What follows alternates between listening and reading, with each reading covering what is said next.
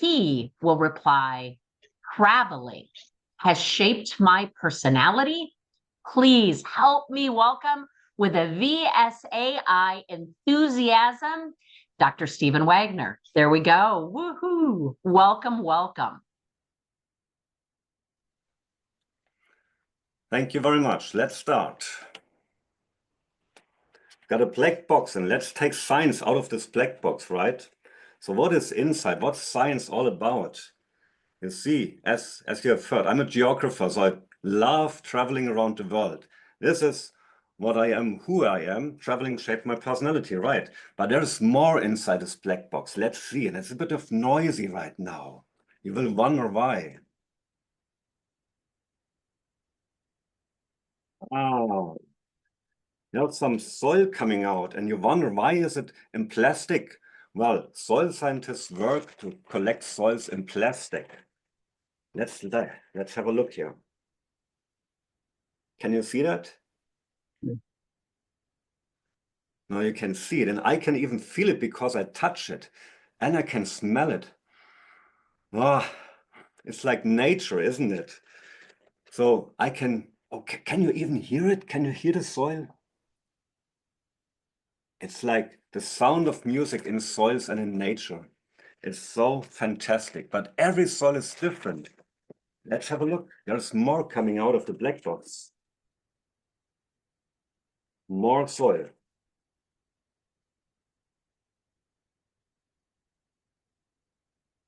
Ah, come on. So that's some sandy soil from the beach, from the river nearby where I live here in Germany. So what did I do? I used to be a paleopedologist. You have never heard this term paleopedology? As a paleopedologist, I worked with soils. Well, no one understands paleopedology, or do you? Probably not. So a pedologist works with the pedon, which is the soil body. And this is what I did for many, many years as a researcher, as a geographer. And a paleo means this has been soils which developed to the last ice age or earlier on and are still in our landscape. But most people, when they present, they do not translate their terms into something that everybody can understand. So paleopedologist, if he or she talks to a non-paleopedologist, you need a translation. When I listen to soil biologists, which is nearby, I don't understand them, and vice versa. So for presentations and for us, for all the professional speakers and trainers, we need to have this kind of translating.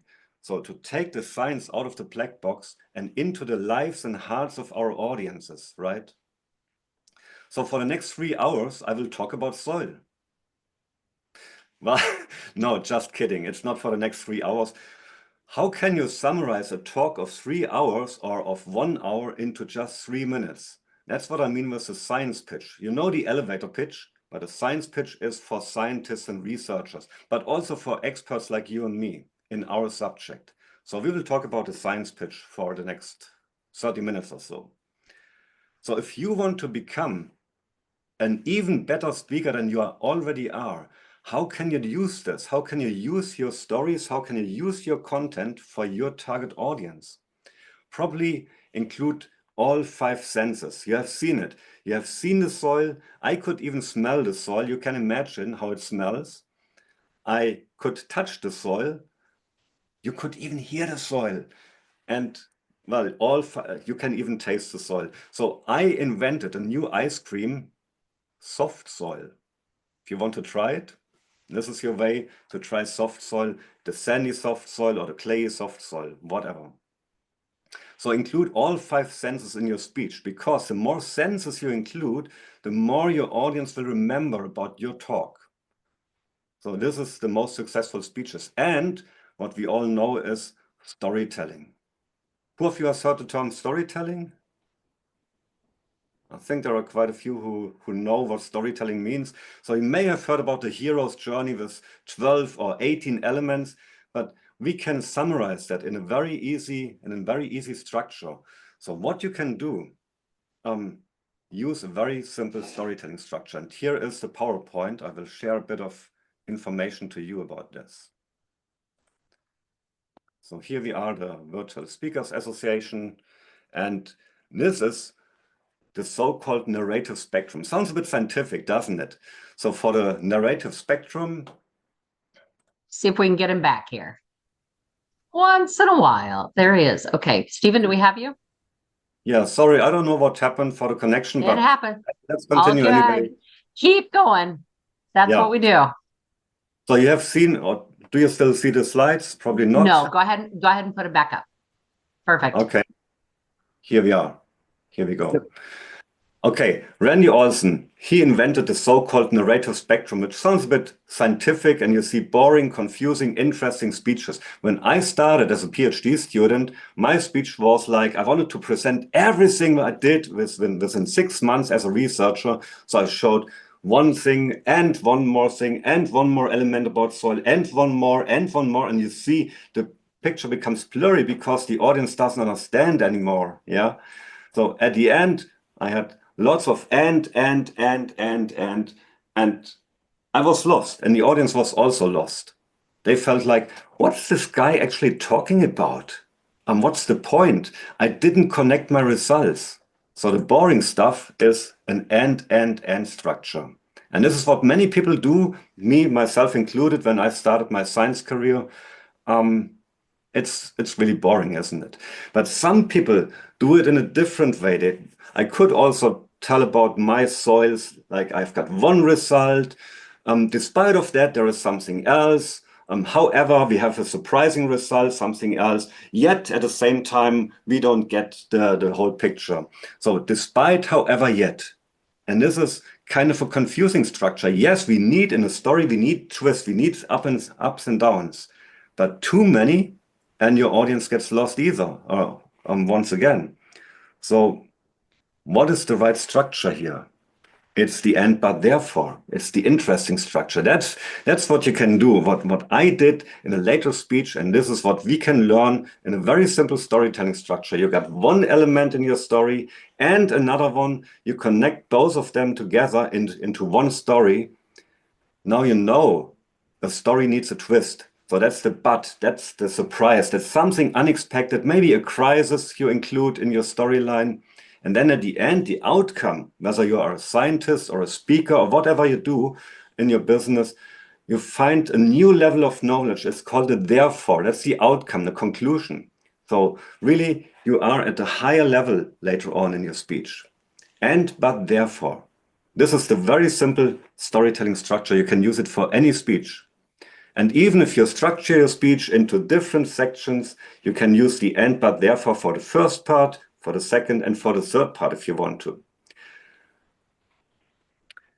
And truth be told, since I am training people, scientists, experts for better presentations and also for the storytelling structure, this is the favorite exercise for most young scientists and experts. They use the and but therefore structure. And you can even use it in your publication, in your books, in any article you publish, in your blog, of course. So that's the and but therefore structure. So that's a bit of science background here. Yeah, this is part of the science pitch. I will share the whole picture of what science pitches include in a moment. But before I continue on that, okay, I can still share some more slides, by the way. Here, I have been a scientist for a long time, but I turned into a speaker and trainer. So I had the chance to travel around the world to speak at different locations, like an excursion with students to Iran, where we had a bus excursion, and within the bus, everybody was presenting his or her research. And at the end, they came back to me and we had a coaching session. So later on, I have also been speaking here on the bus trip in Iran. Or 1.5 years ago, with our dear member Oliver Nshom, you all know him from Cameroon. I was invited to Cameroon. I went to different places in Cameroon. That's really the international speaker and trainer. And of course, also in Germany, like the Chamber of Commerce. And you can see at the bottom, in the middle bottom, my very first speech as a young boy, I was really shy. I didn't know what to say. But, well, to me nowadays, presentation is fascination. I really love presenting and connecting to people from across the world. And you have heard it in the introduction, traveling also shaped my personality. So this is one of my speeches last year here with the German Trainers Organization at a fair. You see there is one message behind 1,000 songs in your pocket. Some of you may know that, so I'm asking you in a few minutes from now what 1,000 songs in a pocket really means. But if you have too many things, like 1,000 facts in your speech, it's not really good, isn't it? Too many facts. We have heard about the and. We also need not only the facts and figures, but also why do you do what you do? So in one of my trainings, there was one PhD student and she delivered a speech. The content was really good. The content was really fine. Yeah. I didn't see her connection. So I asked her, why do you do your research? And she said, I don't know. So I kept asking her, let us know, please share with us, what is one of your highlight moments in your research? And she still said, I don't know. And I kept asking her, is there any moment you detected something new? Because research is the end, but therefore it's the new level of knowledge you gain. And she still said, I don't know. And I just came into this position because it was offered. So yes, she was a good scientist, but she didn't connect to her topic. So I'm urging you, for any pitch, for any presentation, let us know, why are you so passionate about your topic? Why do you love what you do? Share some storytelling, some personal moments to connect with your topic, and this also connects with your audience. Why? We all know that the eyes open up, the eyes are shining, you start smiling very naturally, and it's not like this artificial smile. No, it's a sincere smile, and your body language is also so natural. You don't need to train your body language because you're so connected to your topic. So that's my tip. Tell the story behind your story, the story behind your facts and figures. So that sounds like really natural for all the virtual speakers here, but it's just a reminder for all of us and also for the science pitch. And if you want to have a great career, you need to be innovative. And you cannot innovate without passion. You cannot innovate without passion. This is a quote by Dr. Larry Smith. He is a professor at economics at the University of Waterloo in Canada. So without passion, you cannot be innovative, whatever you want to innovate. So this is one part of the science pitch. Another part we should also take into account is our take-home message. What is a take-home message? Take-home message is this one sentence or this one statement which sticks in the mind of your audience for a long time after your speech has gone. So be precise and find a take-home message your audience might remember. I have developed several take-home messages, and here is one I want to share with you, another PowerPoint.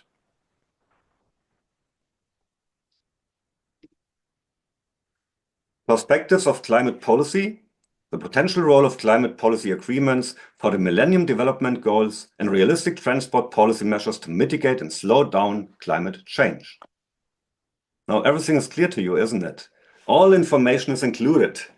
And this is what scientists and experts alike, they do, and even professors as supervisors, they tell you as a PhD student, please include as much information as possible in your speech and in your speech title as well.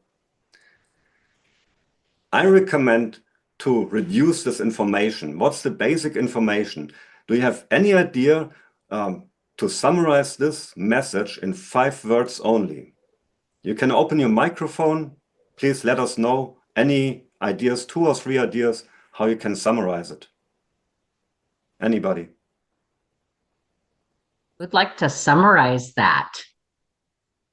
Yeah, I'm feeling quite overwhelmed. Yeah, isn't that amazing? Right. It's a lot of information.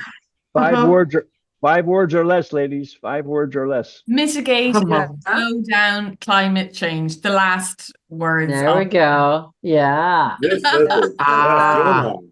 Let's Yes. slow down climate change through policy. Nice. So Fiona, you get the point. Really, it's my proposal here is slow down for climate change. Now we can talk. Why can we talk now? Slow down for climate change, because we talk climate change. All of us have an opinion. We have heard about climate change. So you have whatever your opinion is, but you have an opinion about climate change. So that's the topic anyway. To slow down for climate change means, how can we slow down? Do we really need to slow down? Probably, but how? So now we can start a discussion. And also the last mark in a sentence, it means it's urgent, obviously. So why is it urgent? So now we have set the tone for the discussion. So be wise and choose wisely for your take-home message in your speech. And you can do it one step further. Just imagine your keynote speech lasts 45 minutes. You got 3 different parts, 3 different sections of your speech. So if slow down for climate change was your take-home message, you can add key messages in each section of your talk, which supports the take-home message, right? And these key messages might also be remembered by your audience.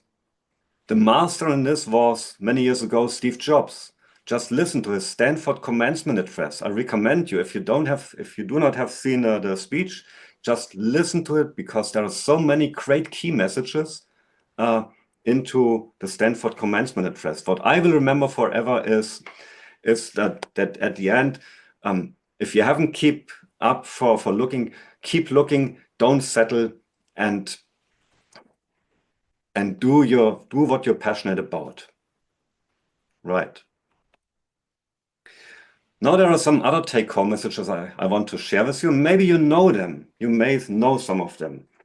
1,000 songs in your pocket. Anybody an idea what it means?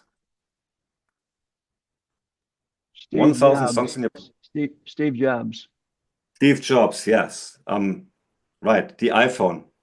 Just do it. Yeah, anybody? Nike. Nike. Nike, yes, very good. Yes, we can. Obama. Barack Obama, very good. Less is more. My mother. For sure. For Okay. sure. Well, very good. Well, that's a common example around the world. I use it for the pitch trainings. Less is more. Just add the information which is needed, and the rest just ignore. So you could even use your vision statement as a take-home message. And here are a few vision statements. Maybe you know them. To make the world's information universally accessible and useful. Once again, to make the world's information universally accessible and useful. Google. Ever heard that phrase? Sorry? Google. Google. Yes, it's Google. Yeah. Here, the next one. A well-established ecosystem to nurture the top 1% of professionals. No? It's a member of the VSAI. A well-established ecosystem to nurture the top 1% of professionals. I think he's not here today. Don't see him. No, it's Vikas Jain. And still another one, to be an international provider of world-class brand image education. Don't Dr. remember? Wendy. Yes, it's Wendy, Dr. Wendy Lee. Yeah, right. Our president. Thank you. So think about your take-home message. This is my call to action for you. Now we can do a little exercise. I think we still have a bit of time. So now, please, for 1 minute, think about your take-home message. Don't share it in a chat, at least not right now. I will ask you to do it later on, but take 1 minute to think about your take-home message. Either you have one, or maybe you just invent one, just for 1 minute. I will stop the time and let you know what to do afterwards. Are you ready? Okay, the minute starts now.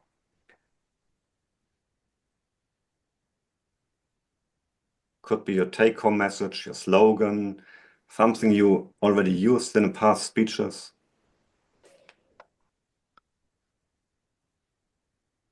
And don't share it in a chat right now.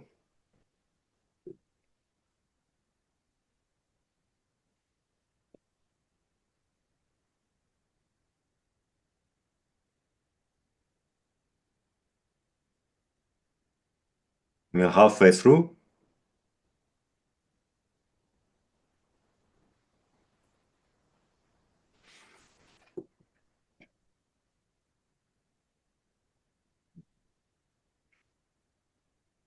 Ten seconds to go. 5, 4, 3, 2, 1. Okay, finish. So drop down your pencil or whatever you're writing with. Now I'm asking you to write down your take-home message in the chat, but don't send it.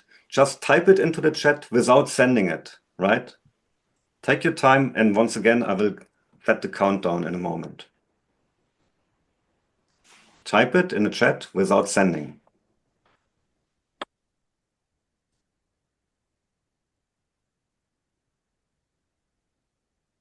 Okay, what we do now is kind of a chat storm. After 5 seconds, please type it. So, or just send it. 5, 4, 3, 2, 1, go. Okay. Oh, that's many. Wow. Thank you. I start with the first one, Chantal. Marketing made simple for speakers. Oh, I like that. I think everything is included here. Marketing is a topic made simple. Oh, it's not so difficult. So I feel attracted by that. And for speakers, well, this is the target group here, the Virtual Speakers Association International. Very good. Like that. Anthony, communication made easy. Yes. So what is so difficult in communication? Probably we have our experiences with difficult communication, whether it's our former friends or colleagues or even our wife or husband, whatever. And how can you make communication easy? That raises my curiosity. I would like to know more, maybe after the official part of the meeting. Sue, getting busy people fixing tough problems. Okay, busy people. I think we are all busy with our business, busy business, fixing tough problems. Or it helps to overcome problems. So maybe you find like a solution could be an even more positive wording here. But I also think I know what you mean. Yeah. And so many more. So thank you for sharing. I think we cannot go through all of them, but maybe later on in the networking, we can come back to that. Thank you. Thank you for sharing. So now for the transition, because I use this in science, and I have been a scientist myself for decades. So I asked myself for the transition phase from a good scientist to a professional speaker. I was asking myself, how can I summarize the most important information in a kind of an elevator pitch? So I was looking for a science pitch. And guess what? Of course, there are hundreds of books about the elevator pitch, how you can summarize important information during an elevator tour, which means like 30 seconds, maybe sometimes 2 minutes. But how can you summarize everything? And there are many business books about if you are a startup or you want to raise funding for a new, freshly founded company. So in business, it's quite usual. But for scientists and for experts in a certain topic, I didn't find any. So I was a bit puzzled, and I looked for German and English books about it. And since I didn't find any, I decided to write my own book, The Science Pitch. Present your research, get to the point. So here, that's the book. Just published a couple of months ago, Springer, publisher, for around 20 euros. You find this book in Amazon bookstore or somewhere in your local bookshop as well. It's there as an ebook and also as a printed book, of course. So here I want to share a few facts about the science pitch. It's a bit more technical, this part. If you see the full slide at once, it would be death by PowerPoint, but don't worry. I just want to show you the 6 different elements which are important in a science pitch. And here they are.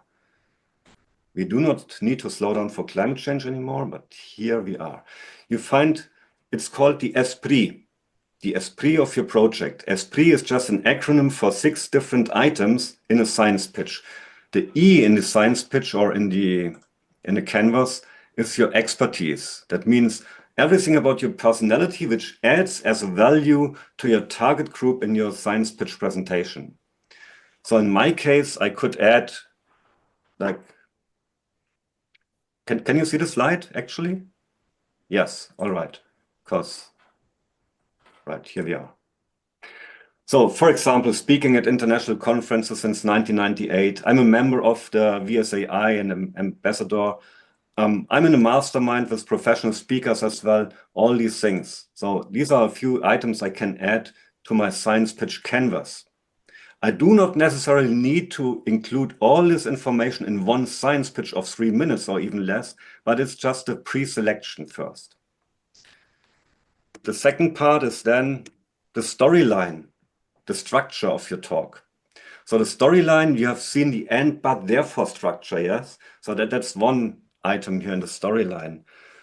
But you can also add your vision, your mission, your values. So for example, my vision is that people and experts of all different backgrounds, scientific, non-scientific, which kind of business, they communicate at eye level and inspire each other. Or see the values like honesty and sincerity, respect and appreciation, curiosity and ambition. And of course, for each single value, I have some background information. Why is it a value to me? Why do I think it is important? And the P is the performance, the presence.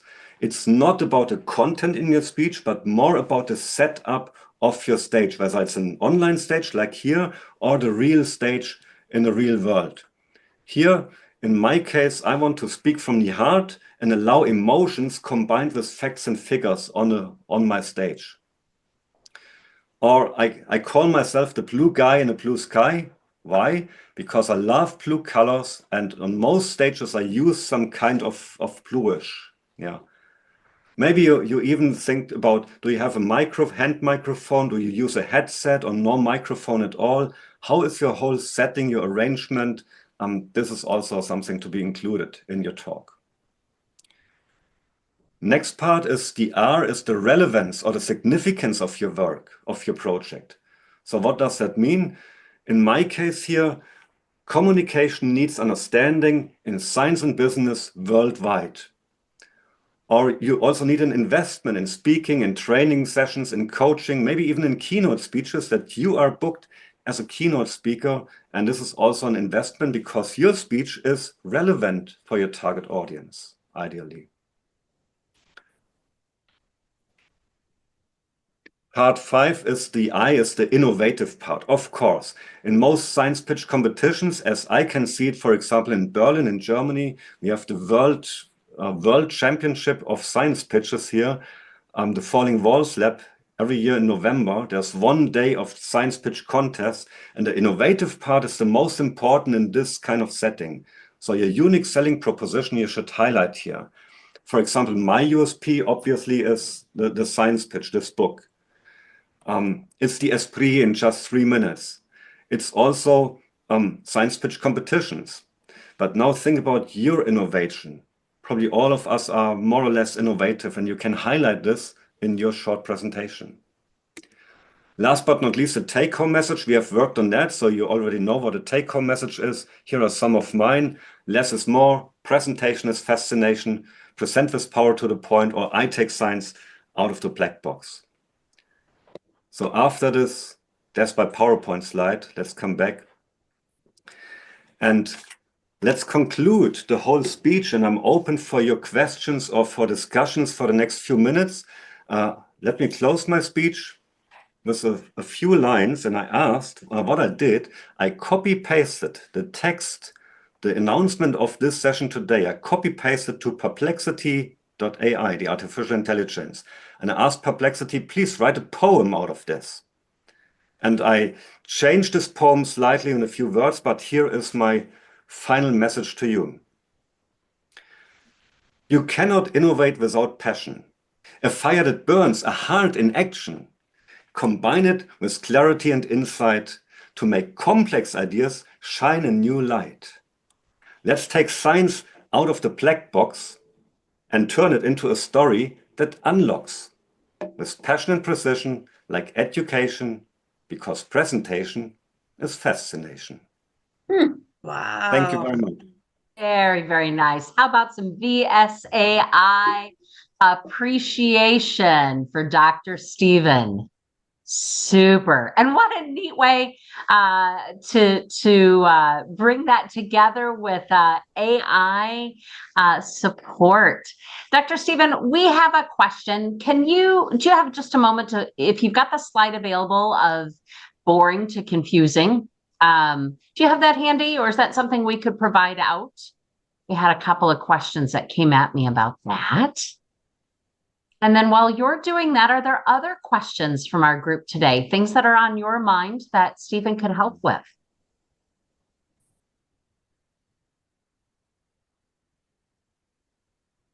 Yeah, go ahead. Fiona, was that?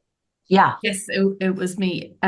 Stephen, one of my clients, they work in the charity sector. And so they're usually kind of these micro charities, very specialist. And they're always struggling to speak to the pharmaceutical companies who tend to be scientists. I'm wondering, could you share with me any tips that I could pass on to them in terms of communicating with the scientist community? Yes, yeah. Thank you for this wonderful question. I appreciate it. What we do in our exercise and the workshops with scientists, I tell them, please translate your stuff into something non-experts can also understand. And they struggle with that. It's the most important exercise here. And what we do in one exercise is then to translate it for children, for 5 or 6 year old boys and girls. How would you explain it to those young people? Because they are curious, they want to understand what you do. And most of them are halfway through, they can deal with that, but not 100%. It's really a difficult exercise. So I always ask, walk in the shoes of your target audience. How do they think? How do they translate your stuff into an easy language? So this would be the task. And if you do not find a solution for that, you can, of course, ask ChatGPT or Perplexity or any other AI to translate it. And I did it with my own research, with my paleopedology, and it was amazing, the result. So this could be if you don't find a solution for your own, or how do you explain it to your best friend, to your grandmother, whatever. This will be the way. Does that help? Yes, Yeah. that's helpful. I like that lens. Thanks so much, Stephen. Thank you. Great advice. Yes, Stephen, would you be willing to share the slides afterwards? Why don't we Yes. make it? Okay, so there's a couple more questions that have been directed. So if you're willing to do that, we'll move that to after the session. We'll get those out, maybe in the WhatsApp group. Is that acceptable? Okay, Yes, I we'll can. get them posted there. Super. What else? Other questions that would be helpful for this group to dig a little deeper in? See, Antony and Margie had their hands Yep. up. Yep. So we'll go Margie and then Antony. Yes. Thank you. Thank you. I would just like to give a shout out to Stephen because I thought that was absolutely fabulous. My specialty in public relations is medical PR, and everything that Stephen shared today was spot on. In terms of making the language Science 101, if your 6-year-old can't understand you, you've missed the point. And don't speak so high level that your audience doesn't understand you, because then they've missed your genius. And just as an example of how we do this, and Stephen, you can concur with me or not, but as an example for the heart industry, is it a myocardial infarction or is it a heart attack? Great examples, Well done today, Margie. Stephen. Yes. All the respect. Yeah. Very clear Super. message. Thank you. Thank you. Great feedback. And, I always think about just meeting people where they're at. I think that's one of the most powerful ways that we make impact, is meeting people where they're at, not where we expect them to be, and just being able to do that. I'm going to move that over to Antony and then Michael. Yeah, I need to spin this further. If you can explain it on the back of a napkin, you don't really understand it yourself. As I heard someone say that at one point. I just wanted to add one more thing to what you said there, Stephen, about talking to a 4-year-old, 5-year-old, so on. And that is that when I speak to the science community, I say that I really urge them to understand that they have a huge responsibility as well. They are the ones seeking truth. And if they cannot explain that truth to other people, they lose. So it doesn't matter how clever they are, they need to get that message across because we really need it in the world right now. And that seemed to resonate with many of them, taking away some of the resistance of they want to complicate things because they can. But when I say that, it seems that they understand that, oh yeah, I need to do that. So I just wanted to add that, and thank you so much, Stephen, for your presentation. Thank you for this great statement. Yes, it's also very important that scientists need to be reliable. Of course, science knowledge is changing permanently, but for the state-of-the-art knowledge, scientists have to be truthful. I think to be truthful and to be reliable is the most important here. Still, you can add your own personal attitude or your personal opinion on that, but still you have to differentiate between both. I think what lacks in science is the personality and passion, because science needs to stay neutral, it is said. Yes, that's true for a publication, but for a presentation, we have to add our personality. Just imagine if I have talked to you in a plain tone for half an hour or so, you would have been bored. So this is not what scientists should do. Be reliable, they should be, and enthusiastic as well. Super. We're going to go with one more short